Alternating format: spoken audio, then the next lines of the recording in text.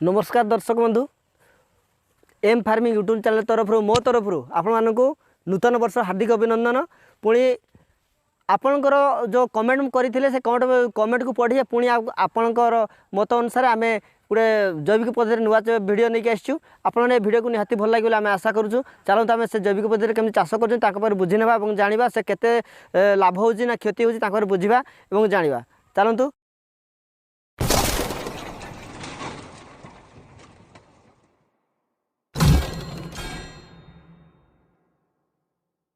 आज्ञा नमस्कार। आम आसलु एम फार्मिंग यूट्यूब चैनल तरफ आम आसलु। आम जाचु आपंकर चाष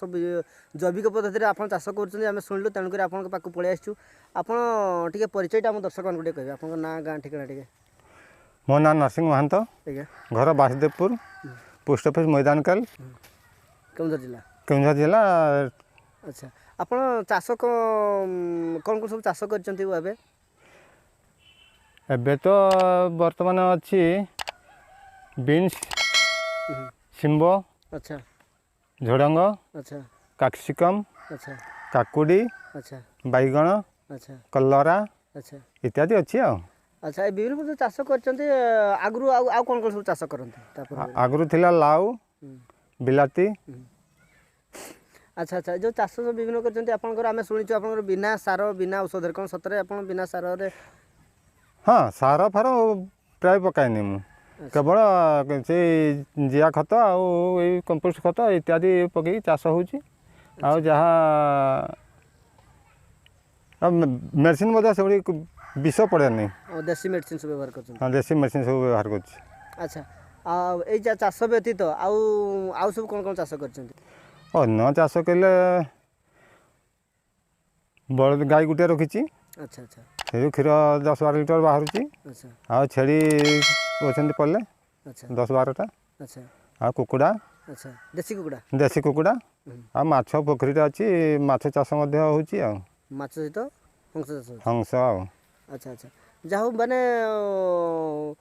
एठी चाष कर कोटी जगह अच्छी चाष कर चाष कर से पुराना घर एरिया गोटे बगीचा अच्छी प्लस नालकूड़े एकरे खंडे एरिया अच्छी। अच्छा एगुड़ा सब चाष करें जी जो चाष सब सारा जो विभिन्न प्रकार जो चाष कर जैविक पद्धति विभिन्न प्रकार जो चाष कर चाषर जी परिमाण लाभ बिना सार जो कर लाभ हो सर लाभ तो प्राय नहीं खत सार यूज करते मुझे 2.5 लाख 3 लाख टंका पाई था किंतु जैविक मुझे लक्ष्य भी पहुँचे पारि नहीं। अच्छा कारण आर बिकबार सुविधा नहीं खत सार देकी जो मैंने चाष कर जो रेट बिकुंट मो जैविक पद्धति कले भी से रेट बिकुची तेणु मत लाभ आसला ना। अच्छा अच्छा तेणु मत जदि अगर मार्केटिंग सुविधा हाँ मु आराम से बिकी पारती जैविक पद्धति अधिक रेट से अनुसार बिक्री करती ताले मत लाभ आसंता। दर्शक बंधु देखु सार जो चाष कर विभिन्न प्रकार जो चाष कर चाषर जी परिमाण लाभ हवा कथा लाभ हो पार ना से कहते जदि एम सफारेट जगह गोटे जोड़ी बसापी जैविक पद्धति बोर्ड मार जैविक चाष कर स्वतंत्र जदि एम बसा जाए से लोक किणते आ उचित रेट जो दिखते से लाभ हे से आशा कर कहीं सार जो दिया जो जिनस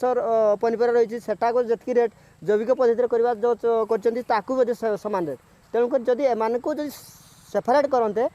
बसिया पार उचित रेट दिखते तेज एम आहरी उपकृत होते और चाष करने आहरी आग्रह बढ़ी था। हाँ सर आमर जो रासायनिक सार कि रासायनिक औषध आप व्यवहार करना निजे देसी जिन तैयारी तो देसी औषध केमती व्यवहार कर दर्शक गोटे कहतु। देसी औषध बर्तमान मन कर जो पोक लगे ताले आम पाउंश फाउंश देकी या करुचु पाउंश देली दबी जाए। अच्छा तापरे पोक हेले आम तापाई लिंब पत्र अर्ख पत्र आउ करंज पत्र ये करी गाई मूत्र टे सड़े दो ताहरी से गाई मूत्र ही आम व्यवहार कर। अच्छा अच्छा अच्छा सर निजे सब प्रस्तुत करते हाँ निजे रासायनिक पद्धति चाष छाड़ी एवं जैविक पद्धति को आपणई जैविक पद्धति आम देखु बहुत सुंदर सारा चाष होती ये कैप्सिकम चाष होती देखु बड़ बड़ सब बढ़िया बढ़िया गछ होती किसी गछ कटि जाइए अवश्य पुणी बैगण गछ अच्छी ये विभिन्न प्रकार गछ रही जो काकुड़ी गछ देखु आम रुमाछुई गछ पुणी आए କ୍ୟାପ୍ସିକମ୍ ଚାଷ ଗଛ ବାଇଗଣ ଗଛ ତାପରେ ଏଳେ ପୋଇ ଗଛ ଲାଗିଛି ବିଭିନ୍ନ ପ୍ରକାର ଗଛ ଲାଗିଛି ଗଛରେ ସବୁ ପ୍ରତ୍ୟେକ ଜାଗାରେ ସବୁ ପଲିଥିନ୍ ଦିଆହେଇଛି ଗଛ ମୂଳରେ ତ ପଲିଥିନ୍ ମୁଁ ପଚାରି ପଲିଥିନ୍ ଯେଉଁ ଦିଆହେଇଛି ତମର କାହିଁକି ଆମେ ପଲିଥିନ୍ ଦିଆହେଇଛି ପଲିଥିନ୍ ଦେବା କାରଣ ଗଛ ମୂଳେ ଘାସ ହେବନି ଆଚ୍ଛା ପ୍ରଥମତଃ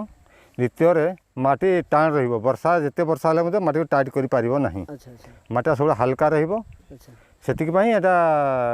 ପଲିଥିନ୍ ଦିଆହେଇଛି ଆଉ ଯେଉଁ ତାର ସବୁ ଟାଣିଛନ୍ତି ସାର୍ କ'ଣ ପାଇଁ ତାର ସବୁ ବିଭିନ୍ନ ପ୍ରକାର ଯେଉଁ ଜାଗାରେ ତାର ଟଣା ହେଇଛି ତାର ଟାଣିବା ଉଦ୍ଦେଶ୍ୟ ହେଲା ଯେ ଯେଉଁ ଗଛ ଗୁଡ଼ା ଟଳିଗଲେ ଭାଙ୍ଗିଯିବ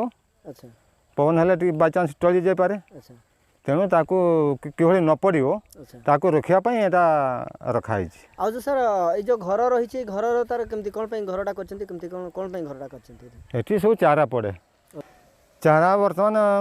ଔଷ ସରିଗଲାଣି ବର୍ତ୍ତମାନ ଧଣିଆ ଅଛି ଆଉ ପିଆଜ ଚାରା ଅଛି ବାଇଗଣ ଫାଇଗଣ ସେଗୁଡ଼ା ସବୁ ଉଠେଇକି ସବୁ ପୋତା ସରିଛି ଯେଉଁ ଆମର ବାଉଣ୍ଡରୀ ଯେଉଁ ଆପଣ କରିଛନ୍ତି ବାଉଣ୍ଡରୀ କେମିତି କରିଛନ୍ତି ଜାଲ ପ୍ଲସ୍ ଗ୍ରୀନ୍ ନେଟ୍ଟା ଦିଆହେଇଛି ଆଉ ହେଲେ ଗ୍ରୀନ୍ ନେଟ୍ଟା ଭଲ କାମ ହେଉଛି କାହିଁକି ନା ବାହାରୁ ଯେଉଁ ମାଛିମାନେ ଆସନ୍ତି ମାଛିମାନେ ପଶି ପାରୁନାହାନ୍ତି ଛେଳି କୁକୁର ଗାଈ ତ ରଖିବା ପ୍ରଥମତଃ ଦ୍ୱିତୀୟରେ ମାଛି ଯେଉଁ ପୋକ ଦିଆ ମାଛି ଗୁଡ଼ାକ ଚାଷରେ ଯେଉଁ ବସିଲେ ପୋକ ହେଇଯାନ୍ତି ସେଇ ମାଛି ଗୁଡ଼ା ସେଠି ଲାଗି ଯାଉଛନ୍ତି ତେଣୁ ଏଇଟା ମୋତେ ବହୁତ ଖୁସି ଲାଗୁଛି ଆଚ୍ଛା ଆଚ୍ଛା ଠିକ୍ ଅଛି ଦର୍ଶକ ବନ୍ଧୁ ଆପଣମାନେ ଦେଖିଲେ ତ ଜୈବିକ ପଦ୍ଧତିରେ ସାର୍ ଚାଷ କରିଛନ୍ତି ଆଉ ଜୈବିକ ପଦ୍ଧତିରେ ଯେତିକି ଲାଭ ମିଳିବା କଥା ସେତିକି ଲାଭ ପାଇପାରୁନାହାନ୍ତି ତଥାପି ସେ ଚାଷ କରିବାକୁ ମନୋବୃତ୍ତି ବଢ଼େଇଛନ୍ତି ବର୍ତ୍ତମାନ ଯେଉଁ ସରକାର ବି ବର୍ତ୍ତମାନ ଆମକୁ କହିଲେନି ସାରା ଓଡ଼ିଶାରେ ସାରା ଦେଶରେ କହିଲେ ଜୈବିକ ପଦ୍ଧତିରେ ଚାଷ କର ଆମ ମୃତ୍ତିକାକୁ ରକ୍ଷା କର ଆଉ ବିଭିନ୍ନ ପ୍ରକାର ଯେଉଁ ରୋଗ ହେଉଛି ସାର ଆଉ ଆପଣଙ୍କର ଔଷଧରେ ଯେଉଁ ବିଭିନ୍ନ ପ୍ରକାର ରୋଗ ହେଉଛି ସେ ରୋଗରୁ ମଧ୍ୟ ମୁକ୍ତି ପାଇବା ତେଣୁକରି ଜୈବିକ ପଦ୍ଧତିରେ ଭାଇ କରୁଛନ୍ତି ପୁଣି ତାଙ୍କ ସହିତ ଆପଣମାନେ ମଧ୍ୟ ଏଇ ଜୈବିକ ପଦ୍ଧତି ଆପଣେଇବେ ବୋଲି ଆମେ ଆଶା କରୁଛୁ ସାର୍ ଆମ ଦର୍ଶକମାନଙ୍କୁ ଟିକେ କ'ଣ କହିବେ ଟିକେ ଏ ଚାଷ ବିଷୟରେ এই চাষ জৈবিক পদ্ধতি কলে অবশ্য ভালো হুঁতা সমস্তে টিকে এ কলে সবু সারা ওড়িশার শুভকামনা হুঁতা ଆଉ ଯେଉଁ ରୋଗ ପୋକ ୟାର ରକ୍ଷା ପାଆନ୍ତେ ଆଉ କିନ୍ତୁ ବିକିବା ପାଇଁ ଟିକେ ବିକ୍ରି ପାଇଁ ଅସୁବିଧା ହେଉଛି ଆଚ୍ଛା ତାର କିନ୍ତୁ ଟିକେ ସରକାର ଯଦି ଧ୍ୟାନ ଦିଅନ୍ତେ ବିକିବା ପାଇଁ ଯେଉଁମାନେ ଜୈବିକ ପଦ୍ଧତି କଲେ ସ୍ୱତନ୍ତ୍ର ଜାଗା ଆଉ ସ୍ୱତନ୍ତ୍ର ବସିବା ପାଇଁ ତାର ବୋର୍ଡ଼ ମାରନ୍ତେ ହେଲେ ଲୋକ ଯଦି କିଣନ୍ତେ ଠିକ୍ ଉଚିତ ରେଟ୍ ଦେଇକରି ନିହାତି ଲାଭ ହେବ ଯଦି ଆମେ ଜୈବିକ ପଦ୍ଧତିରେ କଲେ ତାହେଲେ ନିହାତି 60-70 ଟଙ୍କା ଉପରେ ରେଟ୍ ରହିଲେ ଯେ ଆମକୁ ପୋଷେଇବ ଆଉ ତା ତଳକୁ ହେଲେ ପୋଷେଇବ ନାହିଁ ଦେଖନ୍ତୁ ଦର୍ଶକ ବନ୍ଧୁ ରେଟ୍ଟା 60+ ରହିବା ଦରକାର ପ୍ରତ୍ୟେକ ପନିପରିବା 60+ ରହିଲେ ଜୈବିକ ପଦ୍ଧତିରେ ଚାଷ କଲେ ପୋଷେଇବ ନହେଲେ ଲାଭ ହେଇପାରିବନି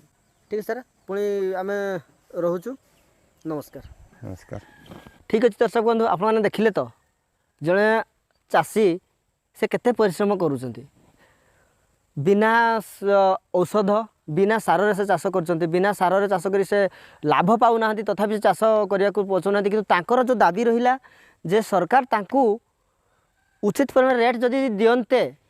ସେମାନେ ଉଚିତ ରେଟ୍ ଦେଇକରି କିଣନ୍ତେ ଆମର ଖାଉଟିମାନେ ଯଦି କିଣନ୍ତେ ତେବେ ସେମାନେ ଲାଭପ୍ରଦ ହୁଅନ୍ତେ 60ରୁ ଅଧିକା ଟଙ୍କା ରେଟ୍ ହେବା ଦରକାର ତେଣୁକରି ଏ ଭିଡ଼ିଓକୁ ଯଦି ଆପଣମାନେ ଭଲ ଲାଗିଲା ତେବେ ଆପଣମାନେ କମେଣ୍ଟ ମାଧ୍ୟମରେ ଆପଣଙ୍କୁ ଜଣାନ୍ତୁ ଆଉ ଲାଇକ୍ କରନ୍ତୁ ଆଉ ସେୟାର କରନ୍ତୁ ଆପଣମାନେ ସବସ୍କ୍ରାଇବ୍ କରିବାକୁ ଜମା ଭୁଲିବେନି ସବସ୍କ୍ରାଇବ୍ କରିବା ଫଳରେ ଆପଣ ପରବର୍ତ୍ତୀ ଭିଡ଼ିଓକୁ ଆଗେ ହିଁ ଦେଖିବେ ସବସ୍କ୍ରାଇବ୍ କରିବାକୁ ଭୁଲନ୍ତୁ ନାହିଁ